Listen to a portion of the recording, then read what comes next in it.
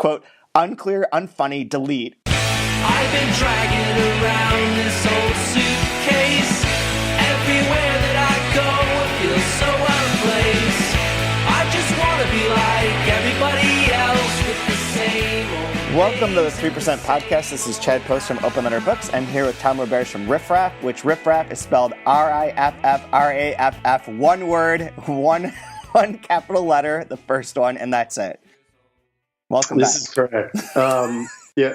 Among all of the little things that, opening our doors to the public and having been open for a month and a half, the little weird things that happen repeatedly, one of them is that people email us and cannot get our name right. And it's incredibly frustrating that a lot of these people email us wanting to do business with us and can't figure out how we spell our name. Very frustrating. How is everything else going with it? I thought I saw something on your Twitter about having problems with getting credit with various distributors.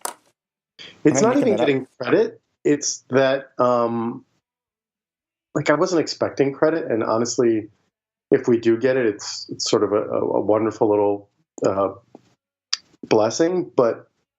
And some of them have given us credit. It's actually the setting up the accounts to function. Oh, okay.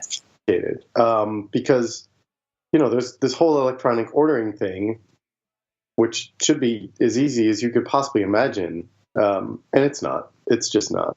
It's really a convoluted, complicated ordering system. One very large distributor is in the middle of changing the way that they do their electronic ordering, and so has told us we can't do it in the meantime until they switch over. Gave me no timeline. Just so in the meantime, I'm copying and pasting ISBNs onto a spreadsheet, which defeats the whole purpose of the whole thing being easy. Can't you just export all that from one system to the other? That's the idea. If it were all functioning properly, I just hit send electronically, and it takes care of it all.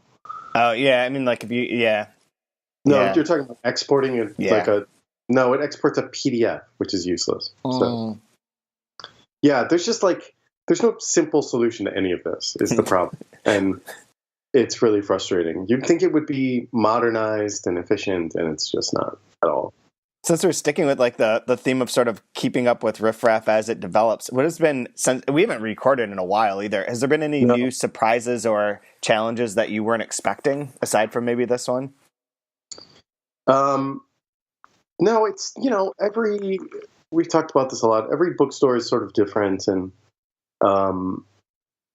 I think what's been most surprising is the number of people who come in and are very, happy about the selection of books we have and all of that. But then you get the people who come in and say, oh my God, this is not at all what I expected. I thought it would be, I think they think it would be like dusty old leather-bound editions of the classics, meaning, English language classics, with oaky shelves and small little chairs and brandy snifters and things like that, and those green library lamps, and that would be their idea of a bookstore bar. And that's fine if people expected that. Who knows? When you hear bookstore bar, you can conjure up a million things because very few of them exist. Yeah. To then come up to us and say, this is not what I expected. You should do this. That's what's been most surprising is the number of people who come in and are just you should do this. You should have done it this way. And it's oh man. Okay, thanks. But we wanted to do it this way for a reason. And I can explain all of that if you'd really like to understand, but they don't. They don't want to listen to you. It's just, I would never feel quite so entitled to go into a place and be oh my God, you're doing everything wrong. Is that your cat? Can you hear that? Oh, yeah. Larry is our cat, one of two cats, purring next to me. I'm trying to shoo him away. That was super, super loud all of a sudden. Yeah, I can't imagine the kind of presumptuousness it takes to be able to just tell someone they should have done a brand new business differently rather than just or maybe say something. I don't know. I don't know what compels you to do that, but it's sort of like reviews on Yelp or Amazon or Goodreads or whatever. Like they're, Yeah. I mean, they're super fascinating to me, and I mean, it's easy. Like, there's a post that should go up sometime this morning. Today is Monday, and The Perfect Nanny is part of my, like, I'm going to try and read 52 new translations this year, one each week, and write about it. And but I'm not going to write like a real review because that's boring, and I don't care about that, and no one should care about that. But especially not coming from me. But this one, I ended up using a lot of like the 1-star reviews for that book because there's an equal amount of 5-star and 1-star reviews. Which I found kind of interesting for a book that's probably going to be a bestseller. And the 1-star reviews are amazing. Like, they're everything you want them to be. Like, all the comments that you want, all the sort of like weirdness about like expectations and what makes a book good, all of it's just right there. Like, people have no shame in just like pontificating and assuming that they know exactly that they're right about all of this. Right. I think that's the weird thing, is that Yelp and other sort of places where you can review things without any credentials or whatever, just as a customer. Amazon, I guess, plays into this too, but also like Best Buy allows you to, review your TV and all of that. And so it's been this steady stream over the last decade of like encouraging people to voice their opinions. The thing is, they aren't checked. Do you know what I mean? Like, it's not people, you don't need any qualifications. Which, okay, fine, we're democratizing all of this. But it's also like, you don't know if that person has like a personal vendetta against an employee or something. Like, all of that could be at play and no one would know. Did you see that story about, I was probably a month ago now, about the guy that he returned something to Amazon, like he'd ordered something and he got the wrong book or whatever. And it was in the UK, he called the like customer service and like explained that he'd gotten the wrong book or wrong thing and they're going to return it or whatever. And the guy that he talked to, I guess, was irritated. So he went on and sent the guy personal recommendations, like those like things that you get from Amazon that are like, you bought this, you may also like this. But the books that he suggested to him were things like, I'm following you home, like suicide is an option, your death will happen, like things that were like very aggressive and like clearly like a threat. But it was kind of amazing. Like, someone complained and then he's suing them. I don't know what's happening with the story, but it was wild that this one rogue customer service employee just like went straight for the jugular with like a series of recommendations of really offensively sounding book titles. Call me crazy, but the most impressive part about this is that Amazon actually has people who work their customer service telephone lines. True. That's quite possible. Yeah. But what you're going back to, what you're saying, like all the sort of like everyone has their vendetta or has their reason to do it is true. And also, like, a lot of times, like, we were buying a chair yesterday, and the reviews on online, like, there's like most of them is like 95% 5-star reviews and 1% like 1-star reviews. So I looked at those and it was like, people were like, this chair, you have to assemble it and like nothing fits together. And they took a picture of it and it's like clear that they just like put everything in the wrong place and just didn't put it together correctly. And they're like, this is garbage, do not buy. And then there's like another one, there's like, my husband sat on this and fell off, did not know there was a weight limit. 1 star. Yeah. Yep. Very good. So with the bookstore stuff, though, there's one of so my classes started again this week, and they started last Wednesday. And during the Wednesday class is the publishing class, and so it's all undergrads this time, 10 undergrads, like a huge class for that. Like, I usually don't have that many students, and I asked them, like, talking about just general publishing or like the idea of publishing or trying to get your books noticed and like the whole bit, like from beginning to end, where that's what we're going to be covering in the class. And like, I was like, just out of curiosity, can any of you name me like the most recent book that you are aware of or that became aware of? And it was dead silence. like there's just nothing. No one could think of a single book. And then finally one student was like, oh, Fire and the Fury. I heard about that. So that is a segue as being the only book that my students in my class have heard of. That's a new book.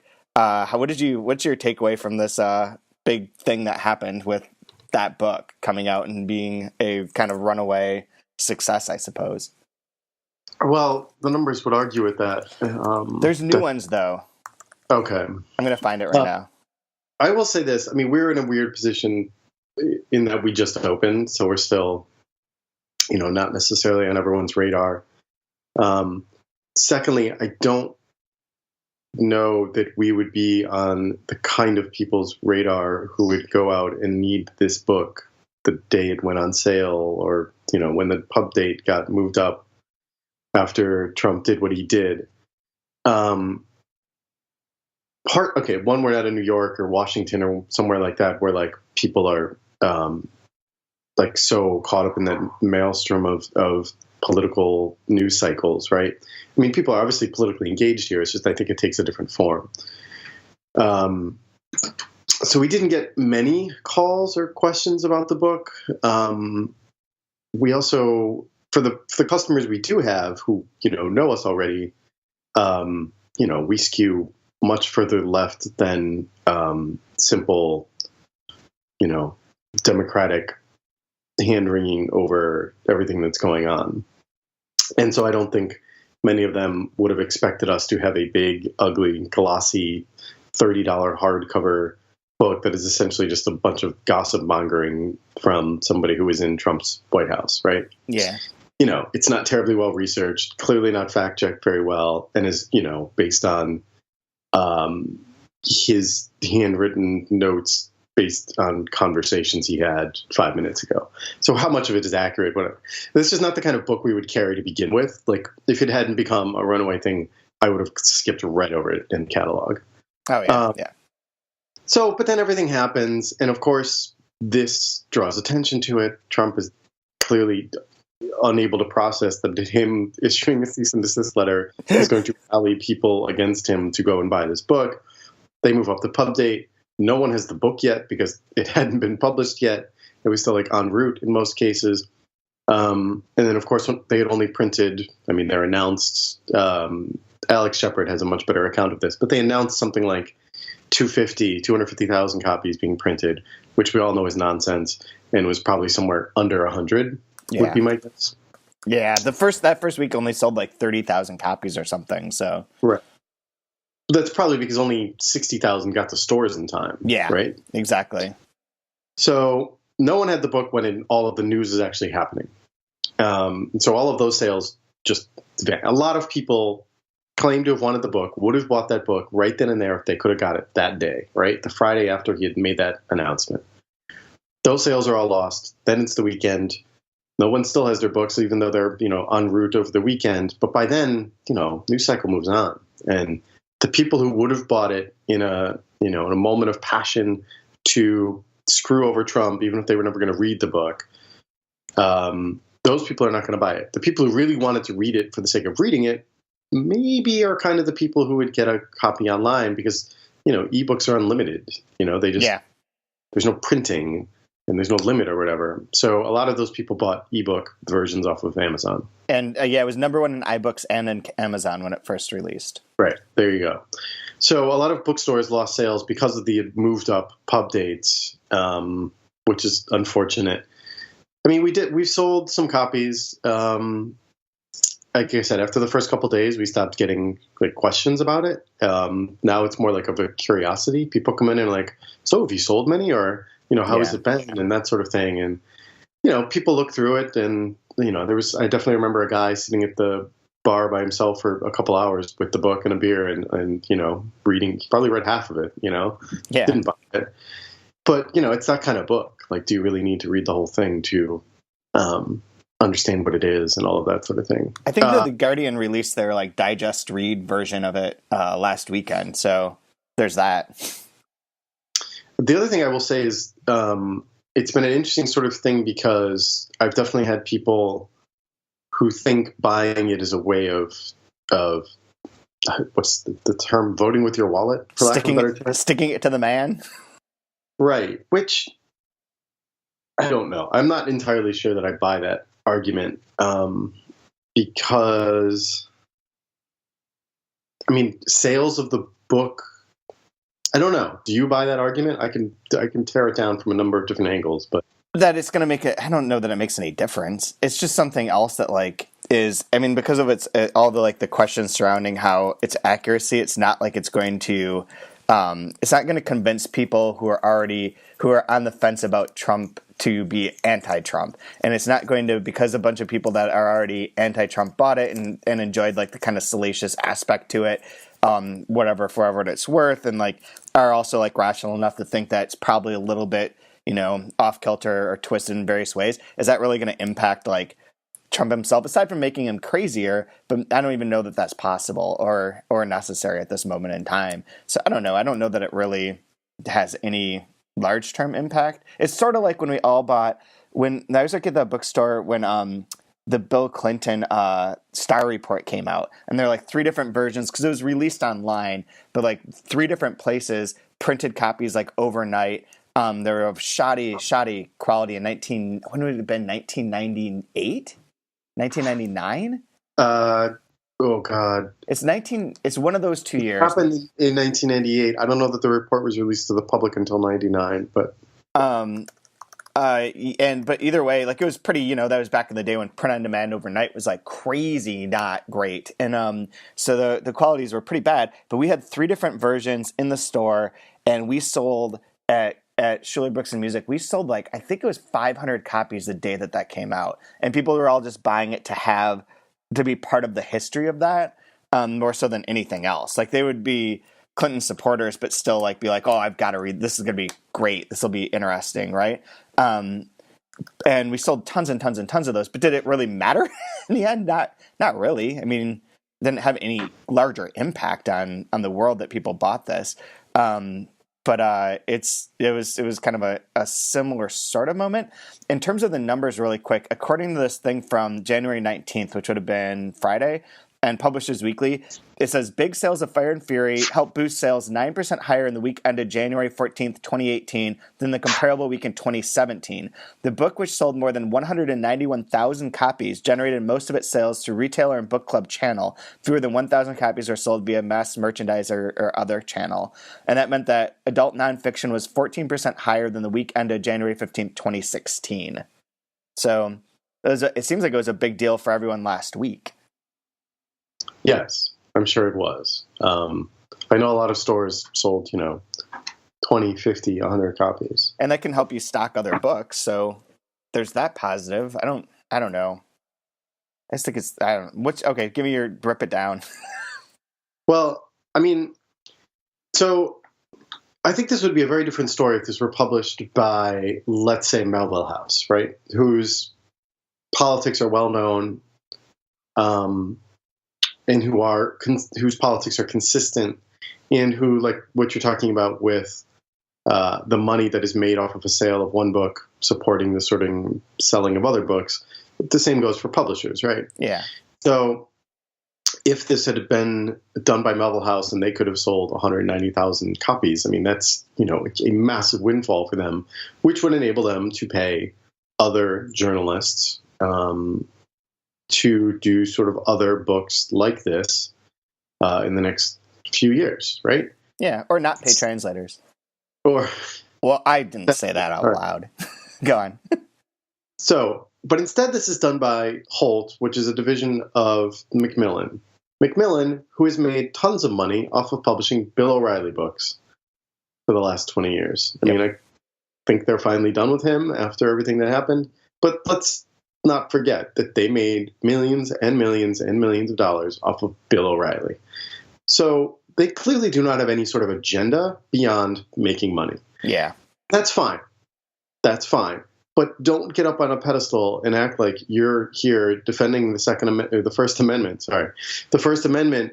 Like you're falling on your sword here because that's what you've been all about all these years. Yeah, and maybe they do believe in the right to free speech, no matter what your political views on the spectrum. Maybe they do, but it seems more obvious, right? Occam's razor, that all they care about is making money, and if part of that involves occasionally having to say, "Well, we defend the right to all views and no one should be silencing anyone," then they're going to do it and trot out a book and make a bunch of money off of anti-Trump sentiment.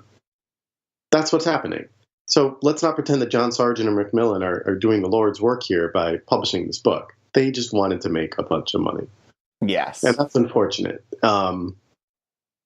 It just doesn't, it's not going to change the world any more than, just tweeting about Trump all day and night from individual citizens, or it's just not. Sales of this book are not going to hurt Trump in any way, shape, or form.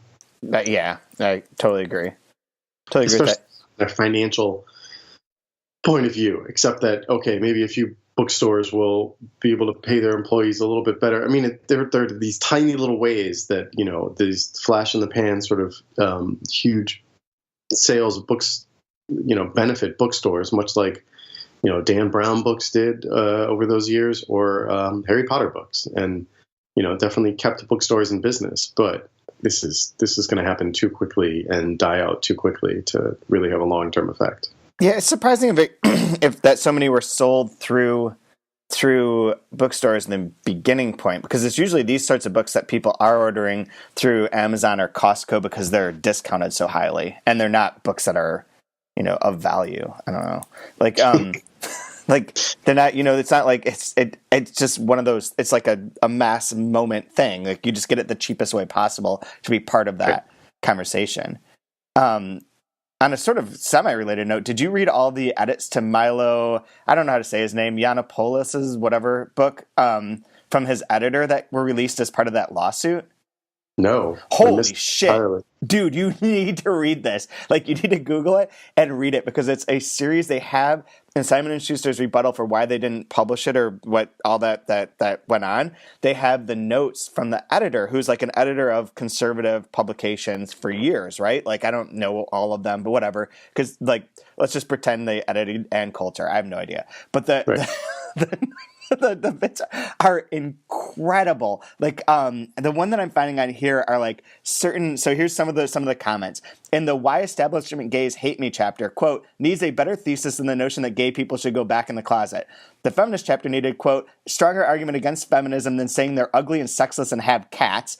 Other edits include, quote, unclear, unfunny, delete. Quote, this entire paragraph is just repeating fake news.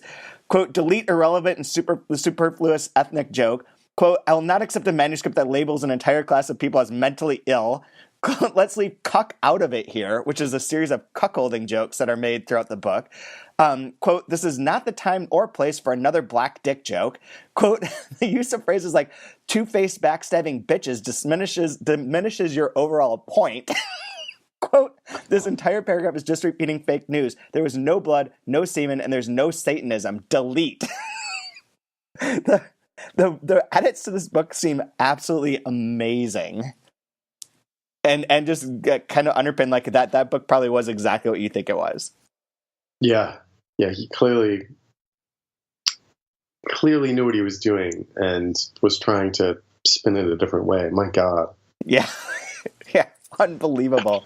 I happened upon it one day. Like, I think someone was just tweeting a bunch of them, and then there's a bunch of articles that kind of compile them, and you can look at the whole document because it's like open to the public apparently, because of the lawsuit. But yeah, so you guys aren't going to order the Fire and the Fury paperback then, huh? Do you think they'll even do it? What would be the point? I don't know. Yeah, probably not. Maybe they could have it with an update or something that would further monetize it. I mean, I'm sure they'll try to do that. I'm not. We will not be ordering that. It looks so out of place on our shelves. It's such a weird looking book. It's $18 on Amazon and $15 in the Kindle version and $30 normally. $30 hardcover, yeah. Yeah, and you can buy a summary version. That is from 1 hour reads that you can read the whole book in 1 hour. It's $7 paperback. Wait, tell me more about this 1 hour reads thing. This is one of those programs like Blinkist and the other one not InstaReads, it might be called InstaReads, that take like nonfiction books and just summarize them into like shorter versions, so you don't have to spend your time reading the whole book. And the 1 hour reads, I believe, is one of these big ones that do it as like, they've done like The End of Alzheimer's. They do like nonfiction books, Tribe of Mentors, short life advice from the best of the world. And the book itself will be like essentially like a series of quotes and summary paragraphs that reduce a whatever number of pages, 300-page book, whatever Fire and the Fury is, to 38 pages. And it's $7. And if you read it, then you get like all the juicy parts and none of the time that you have to waste actually reading the book. This is the future, man. It is the Twitter of book reading. The whole time you were explaining that, I was just thinking of those scenes in The Matrix where it's like hey, I want to learn, kung fu. Yeah. It's like fun. Yep, I just put this into my brain, and they do. A lot of them do like audio versions too, so you can just like hear like a podcast version of an entire nonfiction book.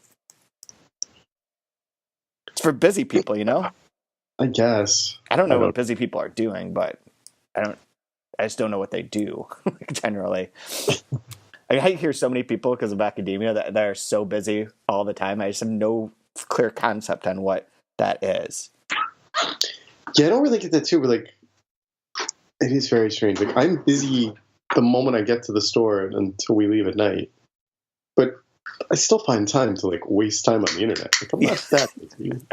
True. Like, it depends on like what you're. I think it's just a way of that the modern people refer to their general anxiety.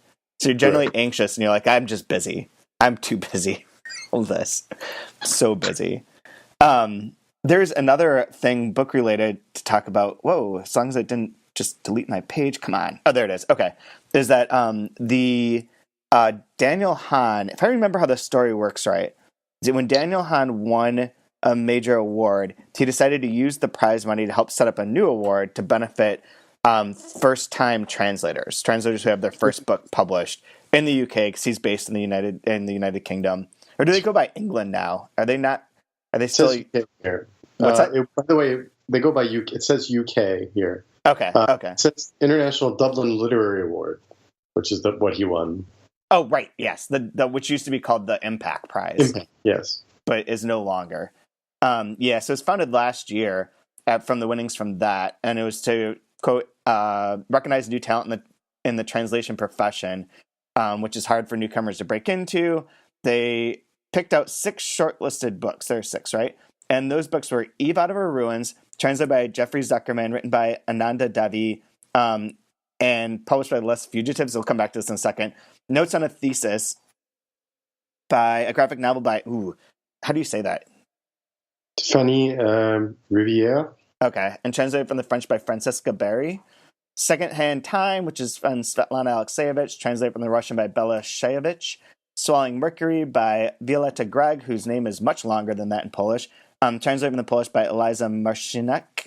The Sad Part Was, which is from Pravda Yun, translated from the Thai by Mui Pupuksakol, and The Queue by Basma Abdella Aziz, translated from the Arabic by Elizabeth Jacquet, who's the head of the Alto right now. But the thing that I thought was funny about this, I mean, they're all great books, we could talk about that, but one thing that I'm not reading off here is that they list every editor. Where are you seeing this? Are you looking at the Society of Authors page? I've scrolled down, yes. Yeah, so edited by Cécile Menon and Jeline. Wow, that's weird. Yep, edited by Claire Bullock, edited by Jacques Testard, edited by Max Porter and Cobb Bradley, edited by Deborah Smith, edited by Sal Robinson, Taylor Sperry, and Julika Maroshevich. Like, I've never seen anything like that. And I noticed this when it first came out because I knew that they put it on there. And I think it's like, to honor everyone who's involved in the production of that translation. At the same time, like, man, fuck that. Who cares? Like, I don't think we need that. Just let the book and the translator, that's fine. Yeah, it seems like trying to give too many people recognition, you sort of lose sight of the person you were trying to recognize in the first place. Yeah. I would agree with that. So, do you have any? The thing that surprised me about this is that this is for first books published in the UK by those translators, and that this is Jeffrey Zuckerman's first book published there. Well, I mean, yeah, but he's American, so that makes sense. Yeah, but doesn't he do a lot of stuff for like? I mean, it depends on what they're. So it's only publishers that are only based in the UK. It's first translation in the UK. Because like our books that he's translated for us are sold there, or the book that we did is sold there, not published by a. And Gaelic Books has their ones there too, because he's done some for them, right? For who? Gaelic Books. Yes. City of Blood. Oh, yeah. La French. That's what I'm thinking of too. Right, that's what they're called. I guess. Yeah. So I guess that's surprising, but good for him. Good for all the people who are involved. I don't know when the winner is announced. February, somewhere else on the website? March 1st. March 1st. Okay. 2,000 pounds shared between the translator and their editors. What the hell? Why are they involved? I know Daniel would reply to this. I asked him, but like, I think if anything, like naming the editors, fine, whatever. It just feels like it's just murky. Like, I don't know where you like do you then include like the copy editor who was an intern who made significant changes that were very valuable or not. I think that's all worthless to me, but whatever. Good for everyone. But like, why would the money have to be shared with the editor? Give the money to the translator. Also, I mean, this is just, I'm curious about the thinking behind this. For the Q, which was done by Melville House, but originated in the American office of Melville House. Good point. I don't know. Like, do they then get the money? And there's 3 of them, so is the pot getting just split up smaller and smaller? I don't really. They just get 300 pounds. Just 300 pounds, granted, but yeah. I don't. How separate is Melville House UK from Melville House? Separate enough that it made sense to open an office and, republish things, like the way that Verso does, because the markets are different. It's like one employee in an office. It's like a Delkey. It's a lot of marketing and publicity. It's marketing and publicity, and that's it. Right. Yeah. And sales would be my guess. No, they're sold through Turnaround with us. Oh, they are? Yeah. See, but that's... It's just one person. It's the Delkey model. Like, you get an office space, especially if you do it the Delkey way. Get someone to donate you an office space in exchange for promises and cachet or whatever, and then put one person there that's like a marketing person, and then you have an official office there, so your books can suddenly qualify for like grants and for various prizes. But also, I mean, they get an official UK pub date. Yeah. I mean, we have official UK pub dates too, because Turnaround assigns those when they deal with the reviewers and the bookstores, and they do all of that. And like, the books have a different UK pub date than the US pub date. Right. I think Melville House did it because they might time things differently and whatever, where like they're really trying to do separate publicity, marketing, sort of like they're doing author tours and that sort of thing. Yeah. I think they're really making a go of it, is what I'm trying to say. Whereas sometimes Turnaround just treats it as like an add-on, I will continue to pour cold water on this based on the number of posts that they have about it on their website, but it's just a marketing thing. I mean, we'll just hire an intern at one of the universities over there, and we'll have a UK office and get some prizes next year. It'll be fine. Yeah, and that's all that's happening. But is it working? That's the question. I don't know. My sense is that it is, but it's hard to tell from over here. Yeah. Seems like a murky situation. I don't know if there's anything else that's like... I did just get the complete list of National Book Critics Circle Award finalists for this year. Out of nowhere, like 2 seconds ago, it just popped up. Do you know what they are? Sure. Yeah, just fiction, right? Well, nonfiction too. The nonfiction is like 9 different categories, dude. Like, remember, there's nonfiction, which is Jack Davis's Golf, The Making of an American Sea, Francis Fitzgerald, The Evangelicals, The Struggle to Shape America, Masha Gessen, The Future is History, How Totalitarianism Reclaimed Russia, Kapka Kasabova, Border, A Journey to the Edge of Europe, Adam Rutherford, A Brief History of Everyone Who Ever Lived, The Human Story Retold Through Our Genes. And then there's biography, autobiography, poetry, which includes University of Rochester professor James Longenbach for Earthling. And then... Whereas, we've been selling a lot of copies of that. Yeah, okay. Talk about that in a minute.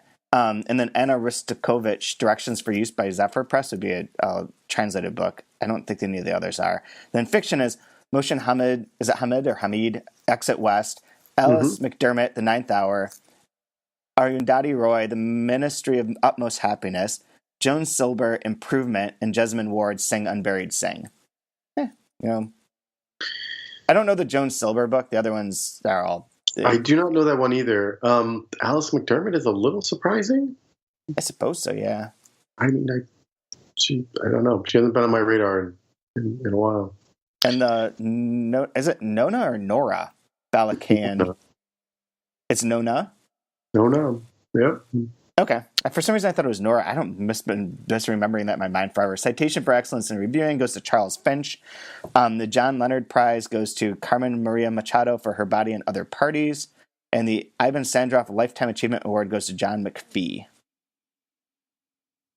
Criticism includes Valeria Luiselli, Tell Me How It Ends, an essay in 40 questions. Interesting. It also has Kevin Young, Bunk, The Rise of Hoaxes, Humbug, Plagiarist, Phonies, Post-Facts, and Fake News.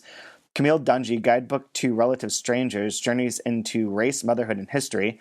Edwidge Danticott, The Art of Death, Writing the Final Story. And Karina Chocano, You Play the Girl, on Playboy Bunnies, Stepford Wives, Trainwrecks, and Other Mixed Messages. Okay. Yeah, I'm reading this now. These are always good lists. I feel like this is the unfortunate sort of... This is the awards that the public generally doesn't become aware of. Not at all. I'm gonna pick. I think the winners are Masha Gessen, Howard Markle for the Kellogg's for the biography, just because it's about cereal and that's cool. Autobiography, Roxane Gay, Hunger. Mm-hmm. Poetry, Jim Longenbach, because why not? Valeria Luiselli for criticism. No, Kevin Young. Kevin Young for criticism and Jesmond Ward for fiction. Yeah, I feel like that Jesmond Ward book, it's got a lot of momentum right now. I haven't read that. She's a huge fan of Merce Rodareda. So I've always had a soft spot for her, a fondness for her, but I've never read any of her books. I read the first one, and we when I was back at a public space many years ago, she was in one of our first issues. Yeah, Bridget has proven to have quite an eye for writers like that. Well, that's a thing we could talk about, but we have run out of time. So of public space, we're doing public space and Bridget and the Paris Review and all of that. Oh, Jesus Christ! We never talked about that, did we? No, I don't. It's been litigated online, and hopefully, everyone now realizes they've made a grave mistake for erasing Bridget from the history of Paris Review. But yep, hopefully. If not, go read the long article by A. Endeavors. I forget where it was posted. It's on one of those places that is a place but not a place, like Medium or Bustle or whatever. I don't know. Was it on Medium? I forget. I think it's on Long Reads. No. Oh, maybe that's what it is. Okay. Yeah. Anyway, I don't know where it is. Yeah. Yes, that's where it is exactly. Put it on the link. Whatever. The show notes. The show notes. I feel so insidery saying things like that. The show notes. So yeah, we're doing another Kima and Zoe book because of Public Space. Good. Because they did a bunch of the stories there in the last issue, and so Peter Bush wanted to finish doing the book, and that's fine by us. We like his stories because they're funny and great. But yeah, that's all. I don't think I have anything else to add. Do you have any good rants or raves? So you finished watching Wormwood. I did finish watching Wormwood, and it's fucking phenomenal. It's great. God. It's so great. I feel... part of me is just shocked that this had not been made into a feature documentary before. Yeah. Because he is so compelling. So compelling. He's clearly so smart and yet so troubled by everything that happened, but has a grasp on it all, but also has the ability to step back and think about it with this weird philosophical sort of fatalistic way of, I don't know. He's just a fascinating interview subject. And of course, Errol Morris is capable of getting anyone to sit down and talk to them, so he does. And wow, it's just really just a phenomenal.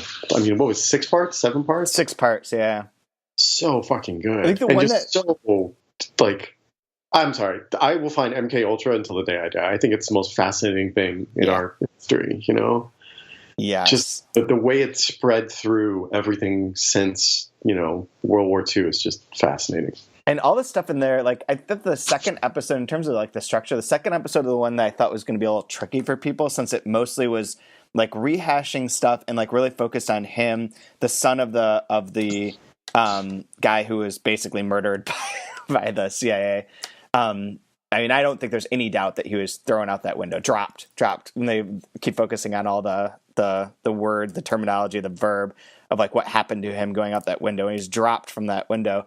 I don't think there's any question that they killed him. But in that second episode is a lot of like going into the son's sort of obsession.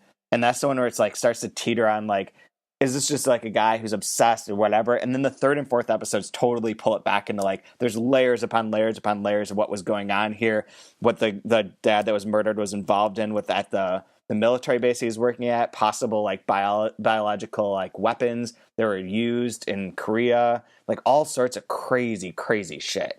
Like, and it all seems very believable. Oh yeah, and yeah, I mean, we were texting about this when I was watching the last episode, but what's his name? Hirsch. Seymour Seymour Hirsch. And just like apparently he knows something but won't reveal it because it'll hurt his source, and it's like, yep. Oh, okay, that's like good for you for protecting your source, but also this is kind of important, and maybe I'm blanking on the son's name. Steven? I'm too. No. I don't remember. It's Frank Olson is the guy who died. So whatever his name is, son's name is. Mark Olson? That doesn't sound right. Anyway, but yeah, so he just won't reveal it, and so he has some story to tell, but isn't going to tell it, and he's so like obnoxious about, he should just move on. Why does he need to know the answer? Who cares? Just move on. Yeah. Just harsh. Yeah. It's pretty wild. Yeah, I thought that was. I don't know that much about Seymour Hirsch, but like that was not the best look. No, definitely was not. Nope. And the way it just ended was so fucking good. Yes. 2 months talking about everything, and like it's called Wormwood. I mean, we're not giving anything away here for anyone who hasn't thought this was worth watching yet. But Wormwood is bitter, and it's a line from some poem or some writing or something like that. Isn't it from like a Shelley poem or something? I forget. I was going to say Frankenstein, but I don't think it's actually Frankenstein. No. It might be. It's definitely Mary Shelley. Anyway, where they're talking about Wormwood, and he finally like talks about it, and he's like, and it's all bitter. Cut. Yeah. Roll credits. Like, wow. Intense. Yep. I just wanted to say I'm finally getting around to reading Vengeance is, or what is it? The Eric Ika Kukograco. Yes, Vengeance is Mine, All Others Pay Cash. It's fucking fantastic. See, I hated that other book that New Directions did. I didn't this one either, but this one is really good. Yeah. Like, really good. Yeah. Yeah. I'm not ready to give that guy another shot. I did not like Beauty is a Wound at all. I had to teach it in my class. It was like doubly painful. Because they have to then go through with all of it. Right. I have a mini rant. My mini rant would be against Rochester for actually believing that they were in the running for the Amazon headquarters. Seriously? This is a thing that has, oh yeah, I thought it was a joke because they made a video that they released to the public. They didn't release like their information about their bid or whatever, but the video to the public is the most ludicrous thing you could ever watch. Like, it's horrible. And then when they weren't on the short list, which like that was never going to happen. There's tons of people here in Rochester. There's like this local thing that's going on with this one space downtown. It's this tiny, it's like a parking lot that they're going to build a performing arts center on, and people are super pissed because they want it to be a green space. It's this whole thing, and the green space, there's various other green spaces that are completely ignored and relegated, like the entire waterfront. But this little parking lot that they get all upset about. People on Twitter, after Rochester wasn't on the short list of 20 places, were saying that the only difference between Rochester and these other cities was that we don't have a public space downtown where people can gather and blah, blah, blah. And they said otherwise we'd be the same as Columbus, the same as Denver, same as Austin, same as everywhere else. And I was like, this is stupid. These people are stupid. And then I kept watching, and on Twitter, more and more people were of this belief.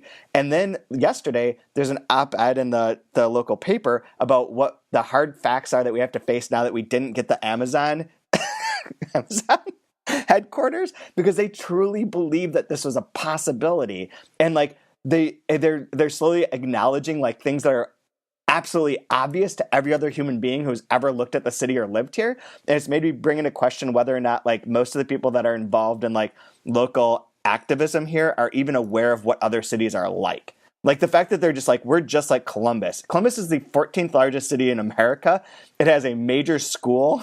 It has like, it connects with like highways that are important. It's got sports teams. Like it's there's like a million things that you say like, that's just a totally different class of city.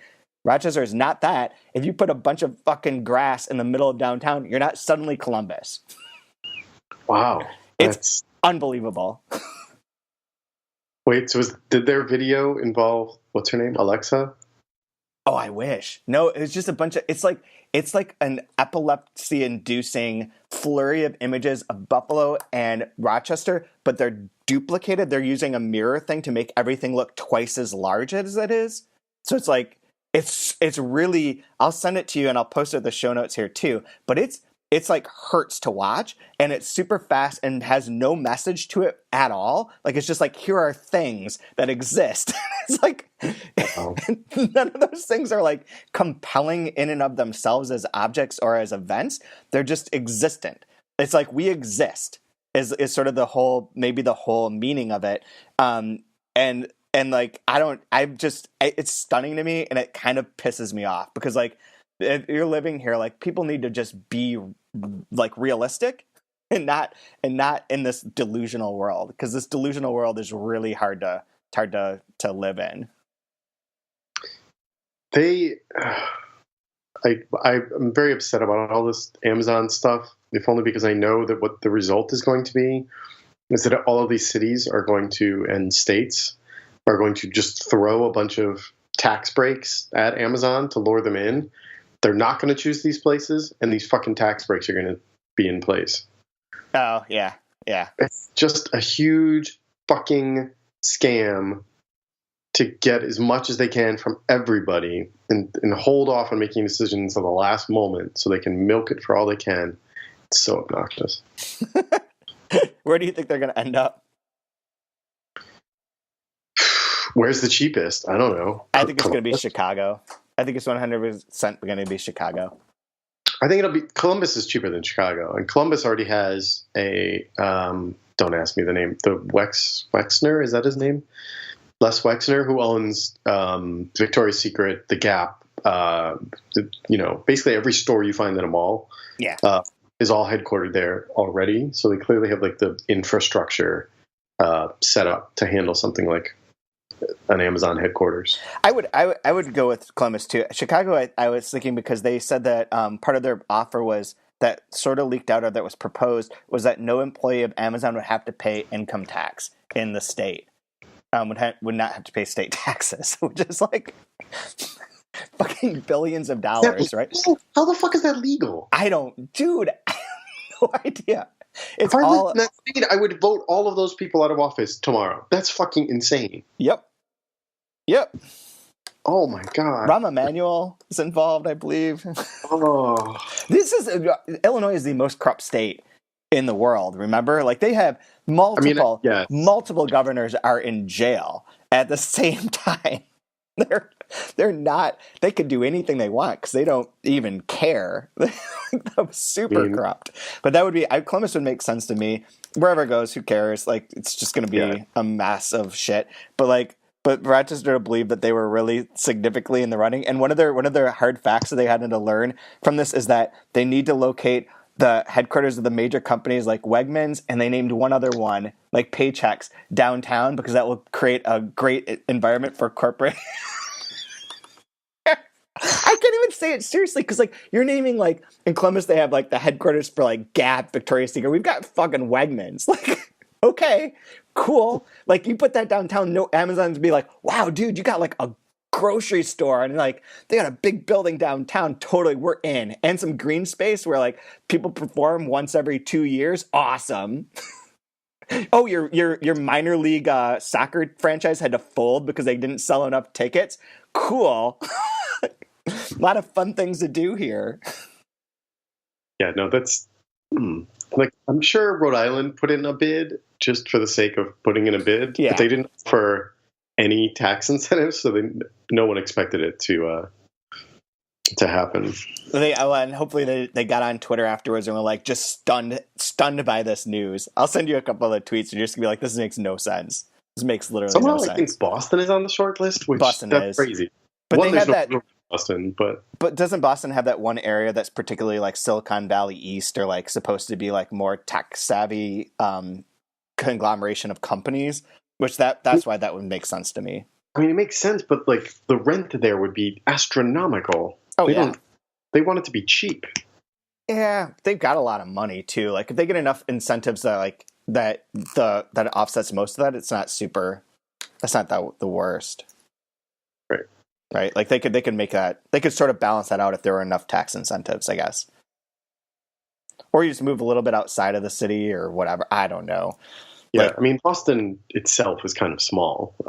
The Boston metro area, I guess, is massive. So I've also made, this is our final comment, I've decided to eliminate the New England Patriots from my life entirely.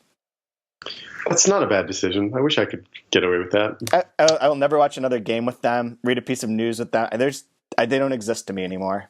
I think that's a safer way to live. It's hard to argue with that.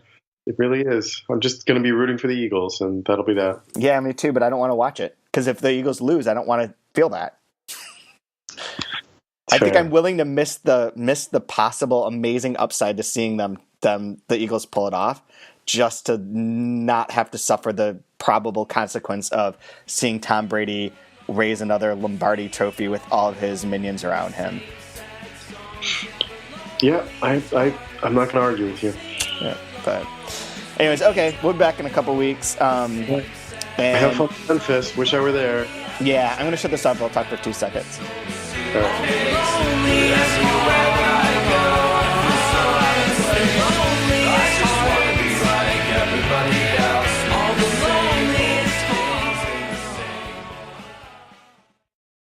Let's leave cuck out of it here.